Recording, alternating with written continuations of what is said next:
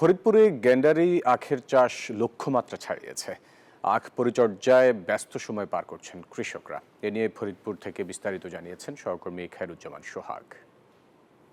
ধন্যবাদ আপনাকে। আমি এই মুহূর্তে দাঁড়িয়ে আছি ফরিদপুর সদর উপজেলার কানাইপুর ইউনিয়নে, যেখানটাতে বিস্তীর্ণ মাঠ জুড়ে গ্যান্ডারি আখের চাষ করা হয়েছে। আপনাদেরকে যদি একটু তথ্য জানিয়ে রাখি যে এই গ্যান্ডারি আখের চাহিদা এবং সুনাম দিন দিন বাড়তে থাকায় ফরিদপুর জেলায় এই আখ চাষেও বাড়ছে।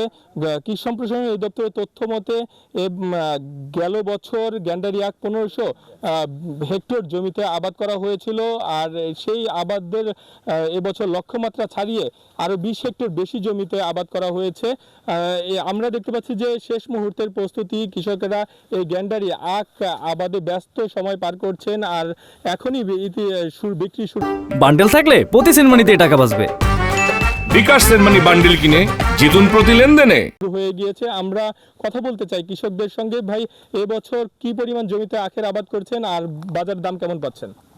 এবছরে আমি 1 বিঘা জমিতে আখ চাষ করছি, তাতে আমার 35 থেকে 40 হাজার টাকার মতন খরচ গেছে। তাই এবারে আমি 2 লক্ষ টাকা খেতে দিয়ে বিক্রি করে দিয়েছি ব্যাপারীর কাছে। ইনশাল্লাহ আমি খুব লাভবান এবার।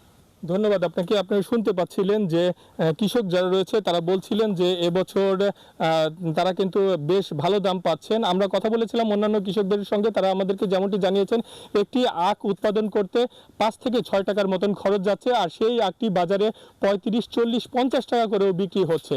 আর এই কারণেই এইখানকার কৃষকরা এই চিবিয়ে খাওয়া গ্যান্ডারি আখ চাষ করছেন। তো এই ছিল আমার কাছে গ্যান্ডারি আখ চাষের সর্বশেষ সংবাদ। ফিরবো স্টুডিওতে আপনার কাছে।